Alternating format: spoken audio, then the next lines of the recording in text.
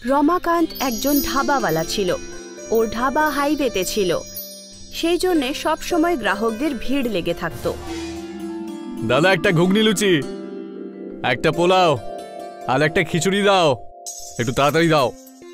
আচ্ছা ঠিক আছে, এক্ষুনি দিচ্ছি। রমাকান্ত অনেক বেলা অবধি নিজের ধাবাতে কাজ করত, আর অনেক রাত্রিবেলা যখন ও বাড়ি ফিরত তখন তার মেয়ে নীলিমা তার জন্য অপেক্ষা করত। তুই এখনো ঘুমোসনি? আজ অবধি কখনো এরকম হয়নি যে তোমাকে খাবার না খাইয়ে আমি ঘুমিয়ে পড়ি। এখন অবধি তো নয়, কিন্তু এর পরে তো হতে পারে। আর এরকম কেন বলো? কারণ আমি তোর বিয়ের জন্য একটা সম্বন্ধ দেখেছি। না বাবা, আমি বিয়ে করতে চাই না এখন। সব মেয়েরাই এরকমটাই বলে, কিন্তু নিজের শ্বশুর বাড়ি যাওয়ার পর নিজের বাবা মাকেই ভুলে যায় হয়তো, কিন্তু আমি ওই মেয়েদের মতো নই। বাবা, তুমি কি এমন কোনো ছেলে খুঁজতে পারবে না যে আমাদের সাথে এসেই থাকবে? ঘর জামাই যাই তোমার মেয়ের। মা, মেয়েরা তো বিয়ে করে অন্য বাড়িতে যাবে, এটাই তো সংসারের নিয়ম, আর এটাই সঠিক। মানে তুমি আমাকে নিজের থেকে দূরে সরিয়ে দিতে চাও? একদমই না, কিন্তু তোর বিয়েটাও তো আমাকে দিতে হবে। আমি তো তোর জন্য এমন একটা ছেলে খুঁজছি যে তোর এত বেশি খেয়াল রাখবে যে আমাদের কথা তোর মনেই পড়বে না, দেখিস। কি বাবা তুমিও? আরে তোমাদের দুজনের হয়ে গেলে গিয়ে খাবার খেয়ে নাও, অনেক রাত হয়ে গেছে। আচ্ছা ঠিক আছে। রমাকান্ত নিজের মেয়েকে খুব ভালোবাসত, কিন্তু এটাও সত্যি ছিল যে খুব তাড়াতাড়ি ওর মেয়ের বিয়ে হয়ে যাবে। আর এখন রমাকান্ত আরও অনেক সময় অবধি ধাবাতে কাজ করতে শুরু করলো। কি হয়েছে মালিক, আজকে এত দেরি হলো যে? তাও ধাবাটা বন্ধ করনি? দেরি তো হয়েই গেছে, ভাবছি আরও কয়েকজন গ্রাহকের পেটটা ভরে দিই। এমনিতেও মেয়ের বিয়ের জন্য অনেক টাকা পয়সা লাগবে। ঠিক আছে মালিক, ছোট মালকিনের বিয়ে খুব ধুমধাম করে দেব আমরা। একদম। রমাকান্তের চাকররাও তার সাথ দিল, আর ওরাও ওভারটাইম করতে শুরু করলো। 1 মাস পর নীলিমাকে দেখতে ছেলের বাড়ির লোকেরা এলো, আর ওরা নীলিমাকে পছন্দ করে ফেললো। 2 মাস পরে একটা শুভ লগ্ন আছে, এদের দুজনের বিয়ের জন্য অতি উত্তম, বুঝতে পেরেছো? ঠিক আছে পণ্ডিত মশাই।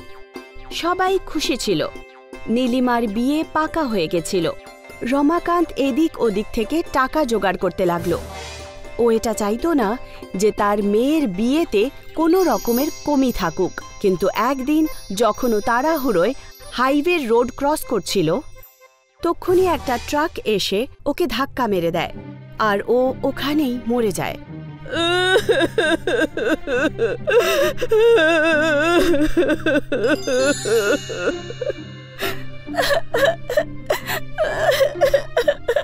বাবা, যেই বাড়িতে বিয়ে হওয়ার কথা ছিল ওই বাড়িতেই বাবার মৃত্যু হয়ে গেল। সরিতা আর নীলিমার জীবন একদম শেষ হয়ে গেল।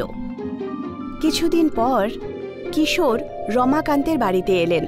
বৌদি, রমাকান্ত দাদা আমার কাছ থেকে 2 লক্ষ টাকা ধার নিয়েছিল, বলেছিল যে মেয়ের বিয়ের পরে আমি টাকাটা শোধ দিয়ে দেব, কিন্তু এখন তো সে আর বেঁচে নেই, তাহলে আমার টাকা কে শোধ দেবে? উনি আমাকে এই ব্যাপারে কিছুই বলেননি দাদা। সেসব আমি জানি না, এখন এটা বলো যে আমার টাকা কে শোধ দেবে? আমি ফেরত দেব। আমার বাবার সমস্ত ঋণ আমিই চোকাবো।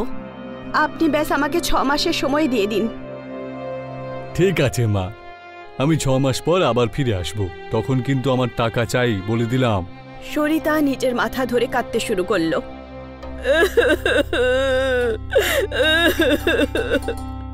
মা, তুমি চিন্তা করো না, কিন্তু এই ঋণ কি করে শেষ করব? কাজ করে আমি বাবার ধাবা চালাবো। তো সোনা, তুই কি করে এসব করবি? করে ফেলবো মা, বাবা আছে তো আমার সঙ্গে। আর পরের দিনই নীলিমা ধাবায় পৌঁছে গেল। কাকু, আজ থেকে আমি ধাবা সামলাবো। ঠিক আছে মা, তোমার বাবা আমাদের জন্য অনেক কিছু করেছেন, আমরা সবাই তোমার পাশে থাকবো মা। আপনার কাছে এটাই আশা ছিল। ধাবায় গাড়ি দাঁড়াতে লাগলো, আর লোকেরা খাবার খেতে আসতে লাগলো। নীলিমা সবার অর্ডার আর পয়সা নিত। সকাল থেকে রাত অবধি ও ধাবাতেই কাজ করত। ধাবা বন্ধ করার সময় নীলিমা হিসেব করল, আজ তো শুধু ৩,০০০ই হয়েছে, যা দিয়ে শুধু ১,৫০০ টাকা রোজগার হয়েছে। এরকম চললে তাহলে আমি কিশোর কাকুর টাকা কি করে দেব? হে ভগবান, আমার সাহায্য করো। পরের অনেক দিন পর্যন্ত নীলিমা সকাল থেকে রাত অবধি কাজ করতে লাগলো, আর যা রোজগার সে করত তা কমই ছিল। ও একদম সন্তুষ্ট হলো না। অনেক দিন কেটে গেল। এক রাত সমস্ত চাকররা চলে যায় আর নীলিমা ধাবা বন্ধ করছিল। তখনই ওখানে একজন বয়স্ক সাধু এলেন। মা ২ দিন ধরে কিছু খায়নি, যদি কিছু খাবার থাকে দাও না। আসুন, বসুন। কিন্তু মা, আমার কাছে তো তোমাকে দেবার জন্য টাকা নেই। কোনো ব্যাপার না। নীলিমা কিচেনে গেল। তখন ওখানে সবজি ছিল কিন্তু রুটি ছিল না। নীলিমা দেখল যে রুমালি রুটির আটা মাখা আছে। ও সঙ্গে সঙ্গে উনুন জ্বালালো আর ২টো রুটি উনুনের বানিয়ে দিল আর সবজির সাথে ওই সাধুকে দিয়ে দিল। ওই সাধু খুব ক্ষিধার্ত ছিলেন। খাবার দেখতেই উনি খেতে শুরু করলেন। যখন ওনার খাবার শেষ হলো তখন উনি হাত ধুলেন। ধন্যবাদ মা, তুমি একজন ক্ষুধার্তর পেট ভরিয়েছ। ঈশ্বর তোমার সবসময় মঙ্গল করবে। আমি ঈশ্বরের কাছে তোমার জন্য প্রার্থনা করব। আমার জন্যে নয়, আমার বাবার জন্য প্রার্থনা করুন। উনি এখন এই দুনিয়াতে নেই। সঙ্গে সঙ্গেই ওই সাধু নীলিমার অতীতের ব্যাপারে জানতে পারলেন। তুমি খুব সাহসী মা, আর তোমার এই সংগ্রামে আমি তোমাকে সাহায্য করব। যে কলসিতে তুমি রুটিটা বানিয়েছো না, সেই কলসিটা আজ থেকে জাদু কলসি হয়ে যাবে। যে ওই কলসিতে বানানো রুটি খাবে সে নিজেকে আর ২টো না খেয়ে আটকাতে পারবে না। আর তুই দেখিস তারপর থেকে তোর কিরকম উন্নতি হয়। নীলিমা ওই সাধুর আশীর্বাদ নিল আর সাধু বাবা ওখান থেকে চলে গেলেন। আর নীলিমা ধাবা বন্ধ করে নিজের বাড়ি চলে এলো। পরের দিন সকালে নীলিমা ধাবা খুলল আর রোজকার মতো গ্রাহকও আসতে লাগলো। একজন গ্রাহক রুমালি রুটি অর্ডার করল। আর একটা কলসি রুটি। ও দ্বিতীয়টাও খেয়ে ফেলল। আর একটা দাও। আরে ভাই, তুই এটা নিয়ে ৩ নম্বর খাচ্ছিস। আরে কি আর করি বলতো, এত ভালো কলসি রুটি আমি জীবনেও খাইনি। তুই একটা খেয়ে দেখ না। আর তারপর কি ছিল, যেই ওখানে রুমালি রুটি খেত সবাই বারবার অর্ডার করতে লাগলো। উনুনে সারা দিন শুধু রুটিই বানানো হচ্ছিল। রাত্রিবেলা যখন নীলিমা পয়সা গুনল তখনও আশ্চর্য হয়ে গেল। একই দিনে ওর রোজগার 10 গুণ বেড়ে গেছিল। আজকের রোজগার 15,000। ও খুশি খুশি বাড়ি পৌঁছলো আর নিজের মাকে সবকিছু বলল। সোনা, কিন্তু এরকম কি করে হলো? মা, এই সব কিছু হয়েছে সাধু বাবার আশীর্বাদে। ওনার কারণেই ওই উনুন জাদুই উনুন হয়ে গেছে। এখন তাড়াতাড়ি বাবার ঋণ চুকিয়ে দেব। ভগবানের অনেক অনেক ধন্যবাদ। এখন নীলিমা খুশি ছিল। ও আনন্দের সঙ্গে ধাবাতে কাজ করত। 1 মাস পর কিশোরজি নীলিমার ধাবাতে এলেন। মা, তোমার মনে আছে তো 1 মাস হয়ে গেছে কিন্তু। হ্যাঁ কাকু, মনে আছে। নীলিমা ড্রয়ার থেকে 2 লাখ টাকা বার করলো আর কিশোরজিকে দিয়ে দিল। এই নিন আপনার টাকা। এত তাড়াতাড়ি? মা, এত তাড়াতাড়ি এত পয়সা তুমি কোত্থেকে রোজগার করলে? ভগবানের আশীর্বাদে। নীলিমা কিশোরজির কানে জাদুই উনুনের খবরটা বলে দিল। আর তখন থেকেই ধাবা চলছে আর রোজগারও বেড়ে গেছে। খুব ভালো মা, তুমি এইভাবেই উন্নতি করতে থাকো।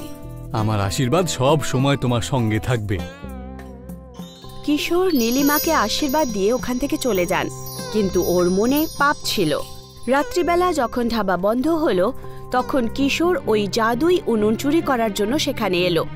কিন্তু যখনই ও মটকায় হাত দিল তখনই মটকা গরম হতে লাগলো। আর ওটা এত গরম হয়ে গেল যে সেটা লাল হয়ে গেল আর কিশোরের হাত পুড়ে গেল। আমার হাত, আমার হাতটা। কিশোর নিজের লোভের শাস্তি পেয়ে গেল। ও সেই জাদুই উনুন থেকে মটকাও চুরি করতে পারল না, আর ওর দুটো হাতও পুড়ে গেল। তাই তো বলে, লোভে পাপ, পাপে মৃত্যু। গৌরব রেল স্টেশনের বাইরে আলু পরোটা বানানোর বিজনেস করত। গরম গরম ফুলকপি আলুর পরোটা খেয়ে যান। গৌরবের বাড়িতে ওর মা, মেয়ে আর বউ ছিল। গৌরব সকাল থেকে বিকেল অবধি পরিশ্রম করত, কিন্তু তা সত্ত্বেও নিজের গরিবি দূর করতে পারছিল না। শোনো না, আলু পরোটা বানানোর জন্য না অনেক জিনিসের দরকার পড়ে। তুমি একটা কাজ করো, তুমি সাধারণ পরোটা বানিয়ে বিক্রি করো, যাতে আমাদের খরচা কম হবে আর রোজগারও অনেক বেশি হবে।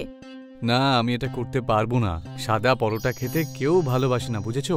আর বাবাও তো ফুলকপি আর আলুর পরোটাই বিক্রি করতো, সেজন্য আমিও তাই করব।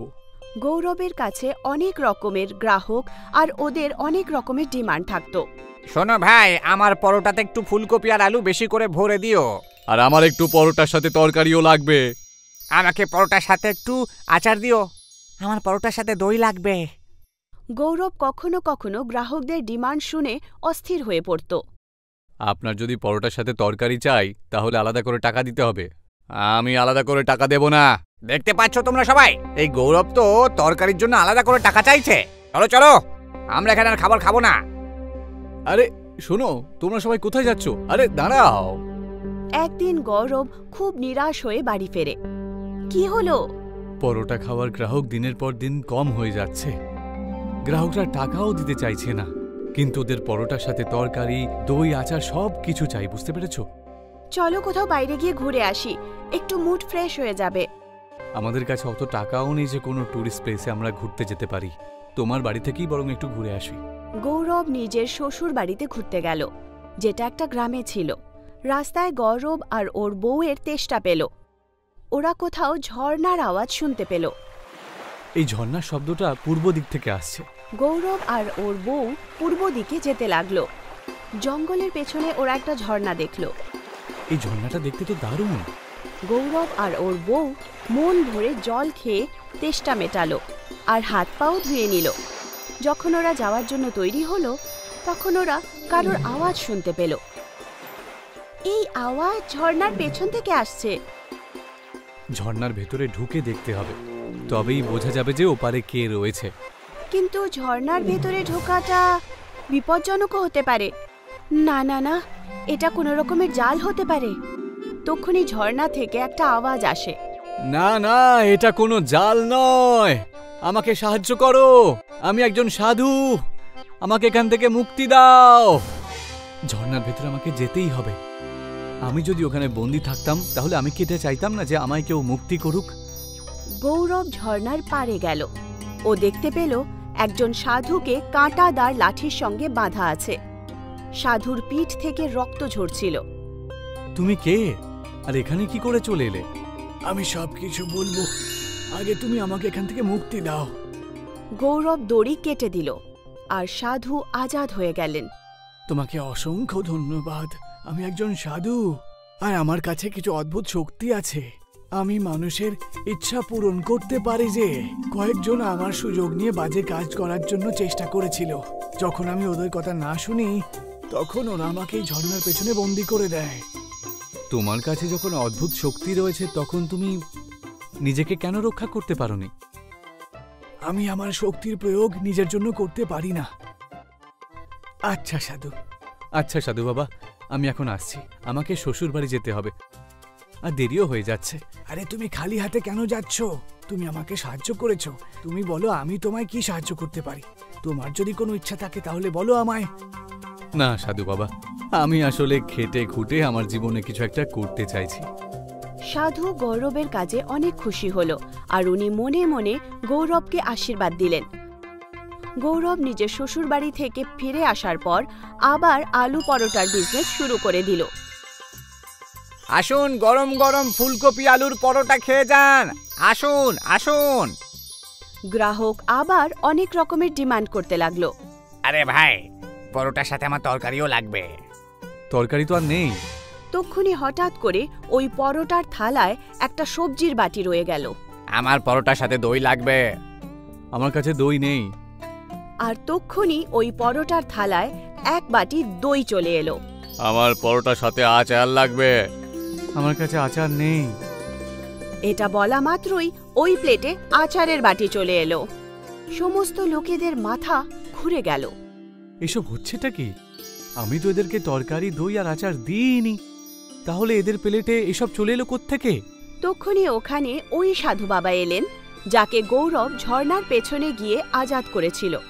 বাচ্চা, আমাকে দুটো পরোটা দাও তো, তরকারি, আচার আর দই দিয়ে দিও। এইটুকু বলে সাধু অদৃশ্য হয়ে গেলেন। গৌরব বুঝতে পারল যে এই সব চমৎকার ওই সাধু বাবার কারণেই হয়েছে। গৌরবের পরোটা খাওয়ার জন্য ওখানে ভিড় জমা হয়ে যায়। সবাই পরোটা খাওয়ার জন্য ওখানে চলে আসে। পরোটার সঙ্গে ওরা দই, সবজি, আচার সবকিছু ওরা পেয়ে যেত, আর ওরা মজা করে খেত। ওরা খুব খুশি হলো। গৌরব খুব ভালোভাবে পরোটার বিজনেস করে টাকা ইনকাম করলো। কয়েকদিনের মধ্যেই গৌরব ধনী লোক হয়ে গেল। গৌরব সবাইকে সবকিছু সত্যি বলে ফেলল যে এই চমৎকার একজন সাধুর কারণে হয়েছে, যে নাকে গৌরব ঝর্ণার পেছনে গিয়ে মুক্ত করেছিল। ওই সাধু ঝর্ণার কাছেই ধ্যানে বসে তপস্যা করতে লাগলেন। গৌরবের পাশেই দীপক নামের একজন লোক ঠেলা লাগাতো। দীপকও পরোটাই বিক্রি করত। দীপক ভাবল যে যদি ও গৌরবের মতো বরদান পেয়ে যায় তাহলে ও তাড়াতাড়ি ধনী হয়ে উঠবে। দীপক গৌরবের কাছে গেল, আর ও কথায় কথায় ওই জায়গাটার কথা জানতে পারল যেখানে ঝর্ণা ছিল। দীপক বন্দুক নিয়ে সাধুর কাছে পৌঁছল। তুমি কে আর এখানে কেন এসেছো? শোন বুড়ো, আমার নাম হলো দীপক। আমি গৌরবের পাশেই আমার ঠেলাটা লাগাই। তুই গৌরবকে বরদান দিয়ে খুব খারাপ করেছিস। তুমি ভুল ভাবছো। গৌরব একজন ভালো মানুষ আর পরিশ্রমী মানুষ। ও আমার কাছ থেকে কোনো বরদান চায়নি। আমি শুধু ওকে এই বরই দিয়েছি যে ও যেন সারা জীবন সুখে থাকতে পারে। আমার সামনে বেশি ফটর ফটর করিস না তো বুড়ো। চুপচাপ আমাকেও লাখপতি হওয়ার জন্য আশীর্বাদ দে, না হলে বন্দুকের গুলি দিয়ে তোর খুলি উড়িয়ে দেব। এইভাবে আশীর্বাদ প্রাপ্ত করা যায় না। মনে হচ্ছে তুই এইভাবে কথা শুনবি না। দীপক সাধুর গলা টিপে ধরল, আর ওর গলা টিপতে টিপতে ওকে বলল, তাড়াতাড়ি আশীর্বাদ দে, না হলে আমি তোকে প্রাণে মেরে ফেলবো। ঠিক আছে, আমি তোকে আশীর্বাদ দিচ্ছি। দীপক ফিরে আসার পর অনেক খুশি হয়ে নিজের ঠেলা লাগালো। দীপক যখন গ্রাহকদের প্লেটে পরোটা দিত তখন প্লেটে পরোটার জায়গায় সাপ চলে আসে। যতবার দীপক প্লেটে পরোটা রাখে প্রত্যেকবার পরিণাম সেটাই হচ্ছিল। লোকেরা দীপকের পরোটা একদম খাওয়া ছেড়ে দিল। এখন সমস্ত গ্রাহক গৌরবের ঠেলাতে গিয়ে খেত, আর গৌরব দেখল যে গ্রাহকদের সংখ্যা অনেক বেড়ে গেছে।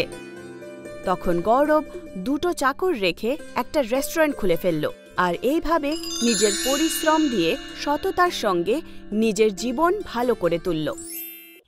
মোহনলাল গ্রামের ধনী কৃষক ছিল। তার বউ গায়ত্রীর অসুখে সব জমি বেচে দিতে হয়েছিল। সেই জন্য উনি ওনার ঘরের সামনে পরোটার দোকান খুলেছিলেন, এবং খুব তাড়াতাড়ি ওনার ব্যবহার আর সুস্বাদু পরোটা গ্রামের লোকেদের খুব ভালো লেগে গেল। সুমিত্রা আর রাজু স্কুলের সামনে একটা পিৎজার দোকান হয়েছিল, যার প্রচার রেডিও, খবরের কাগজ, হ্যান্ডবিল আর পোস্টার লাগিয়ে তোড়জোড় করে করা হয়েছিল। ভাই, আমি কাল পিৎজা খেলাম, কি ভালো পিৎজা ছিল। আমি আর আমার বাবা কার পার্কিং এ পিৎজা অর্ডার করার পরে 1 ঘন্টা অপেক্ষা করেছি, তারপর আমরা পিৎজা পেয়েছি। আচ্ছা, এত ভালো খেতে পিৎজা? তা নাই তো কি, তোমাদের তো গার্ডরা ঢুকতেও দেবে না। ঢুকতে দেবে না কেন?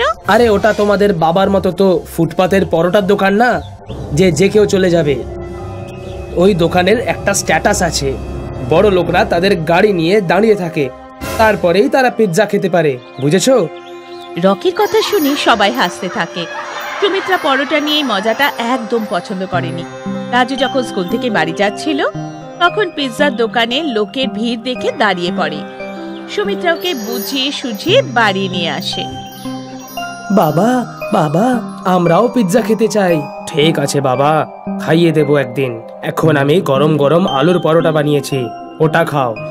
আমি খাবো না, আমি খাবো না, আমি পিৎজাই খাবো। দেখ রাজু, পিৎজার অনেক দাম, অত টাকা আমাদের কাছে নেই যে তোমাকে পিৎজা কিনে দেব, কিন্তু কথা দিচ্ছি যে একদিন তোমায় নিশ্চয়ই পিৎজা খাওয়াবো। না বাবা, আমার কালকেই পিৎজা চাই। যদি পিৎজা না পাই তাহলে আমি কিচ্ছু খাবো না। রাজু, জেদ করিস না, বাবা তো বলছে একদিন আমাদের পিৎজা খাওয়াতে নিয়ে যাবে। না দিদি, আমি কালকেই পিৎজা খাবো। রকি দাদা স্কুলে বলেছিল পিৎজা দারুণ খেতে হয়। আরে রাজু, ও একজন ডাক্তারের ছেলে, ওদের কাছে অনেক টাকা। চল এখন খাবার খা। পরোটা খেয়ে বাচ্চারা ঘুমিয়ে পড়ে, কিন্তু মোহনলালের চোখে ঘুম ছিল না। উনি নিজের গরিব হয়ে যাওয়াটাকে অসহায়ভাবে দেখছিলেন, যে নিজের বাচ্চাদের একটু খাওয়ার চাহিদা মেটাতে পারছেন না। ওনার চোখে জল চলে এলো। ভাবতে ভাবতে জানি না কখন উনি ঘুমিয়ে পড়েছে। পরের দিন সকালে বাচ্চারা স্কুলে যায়। আজও পুরো স্কুলে পিৎজা নিয়ে কথা হচ্ছিল। বন্ধুরা, কাল আমার জন্মদিন, আর কাল সন্ধ্যাবেলায় আমার তরফ থেকে সবার জন্য পিৎজা পার্টি করছি। কাল রবিবার, স্কুলে ছুটি আছে। সবাই কাল সন্ধ্যাবেলায় ভালো ভালো জামাকাপড় পরে চলে এসো, ঠিক আছে? দাদা, আমিও আসবো তো। আমাকে বললে না তুমি? না, তোমরা ওখানে যেতে পারবে না। ওখানে শুধু বড় লোকরা আসে, যাদের স্ট্যাটাস আছে। তুমি শুধু পরোটা খাও। চল রাজু, ওদের পিৎজা থেকে ভালো আর সুস্বাদু আমাদের পরোটা। আরে যাও যাও, বাঁদররা কিভাবে জানবে যে আদা কেমন খেতে? স্কুলের বাইরে যে পিৎজার পোস্টার লাগানো আছে সেটাই দেখতে থাকো আর পরোটা খাও। ভেবে নিও পিৎজা খাচ্ছ। রকি, এরকম ভাবে বলতে নেই। চলো সুমিত্রা, ও তো এভাবেই কথা বলে। রাজুর ফটো দেখে পরোটা খাওয়ার কথায় সবাই হাসতে থাকে। সুমিত্রা আর রাজুর খুব খারাপ লাগে।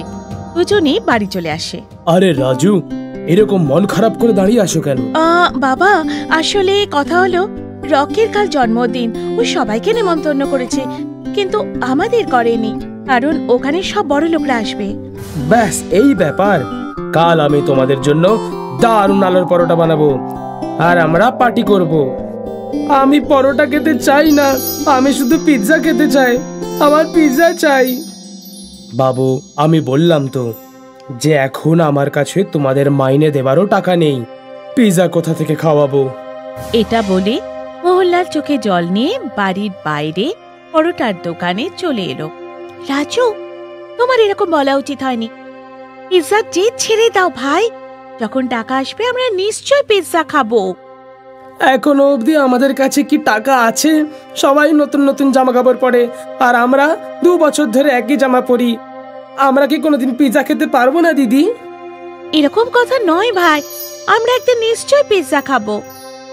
সেদিন রাতে রাজু খাবার খায়নি, আরে কেউ খাবার খায়নি। সকালে মোহনলাল উঠল আর বাজারে চলে গেল। ফিরে এসে দেখলো রাজু তখনও ঘুমিয়ে আছে। সুমিত্রার থেকে জানতে পারলো যে রাজু এখনো রেগে আছে, আজও খাবার খায়নি। ওঠো বাবু, আজ আমি তোমাদের পরোটা পিৎজা খাওয়াবো। চলো ওঠো। বাবা, আমি বলেছি তো, যতক্ষণ না পিৎজা পাবো আমি কিচ্ছু খাবো না। মোহনলাল পরোটার মধ্যে চিজ, ফ্রুটস আর স্যালাড দিয়ে পিৎজা বানায়, কিন্তু হাজার বোঝানোর পরেও রাজু খেতে চায় না। সুমিত্রাও অনেক চেষ্টা করে রাজুকে বানানো, কিন্তু পারেই না। আজ রাতেও সবাই না খেয়ে ঘুমিয়ে পড়ে। মাঝরাতে রাজুর খুব খিদে পায়। ও রান্নাঘরে গিয়ে রেখে দেওয়া পরোটা পিৎজা খেয়ে নেয়। ওর খুব ভালো লাগে আর পরোটা পিৎজা খেয়েই যায়। মোহনলাল লুকিয়ে লুকিয়ে ওর খাওয়া দেখে। সকালে উঠে মোহনলাল বাজারে চলে যায়। ফিরে এসে সুমিত্রাকে ডাকে। সুমিত্রা, ও সুমিত্রা। হ্যাঁ বাবা, আসছি। এই নে টাকা, আর স্কুল থেকে আসার সময় পিৎজা নিয়ে আসিস। বাবা, টাকা কোথা থেকে এলো? এসেছে কোথাও থেকে। আর হ্যাঁ, আমি টিফিনে পরোটা পিৎজা রেখে দিয়েছি, খেয়ে নিস মনে করে। সুমিত্রা যখন বাড়ি থেকে স্কুলের জন্য বেরোচ্ছিল তখন বাবার সাইকেল বাইরে ছিল না। বুঝতে দেরি হয়নি যে বাবা সাইকেল বিক্রি করে টাকা এনেছে। সুমিত্রা রাজু স্কুলে পৌঁছে যায়। স্কুলে কাল রকির পিৎজা পার্টি নিয়ে কথা হচ্ছিল। সবার মুখে শুধু পিৎজার কথা।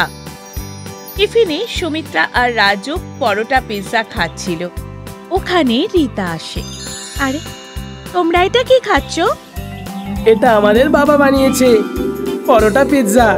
হ্যাঁ, এই স্পেশাল ডিশ বাবা বানিয়েছে। নাও, তুমিও খাও, খুব ভালো খেতে। আরে বাহ, দারুণ পরোটা পিৎজা বানিয়েছে তো। এটা তো দারুণ পরোটা পিৎজা। এসো সবাই দেখো, পরোটা পিৎজা কাল পাটে পিৎজা থেকেও অনেক বেশি ভালো খেতে। সুমিত্রা প্লিজ আমাকেও এক টুকরো দাও না।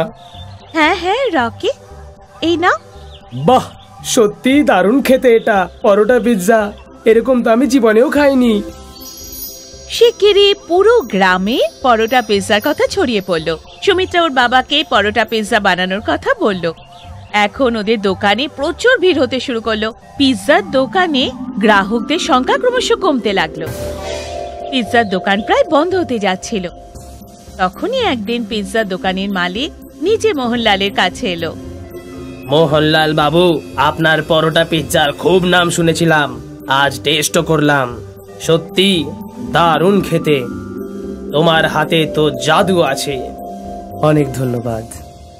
কেননা আমরা দুজনে মিলে কাজ করি, আপনি আমার দোকান চালাবেন, আমি ফান্ডিং আর মার্কেটিং দেখে নেব, যা লাভ হবে অর্ধেক অর্ধেক নিয়ে নেব। মোহনলালের এই প্রপোজাল ভালো লাগলো। দুজনে মিলে একসাথে কাজ করতে লাগলো। তাই পিৎজার টেস্ট আর ভালো মার্কেটিং এর জন্য খুব শিগগিরই ওনার দোকান অনেক শহরে খুলে গেল। এখন মোহনলাল বাবু নামে পরিচিত হলো। শহরের বিরাট বড় বাংলোতে থাকতে শুরু করলো।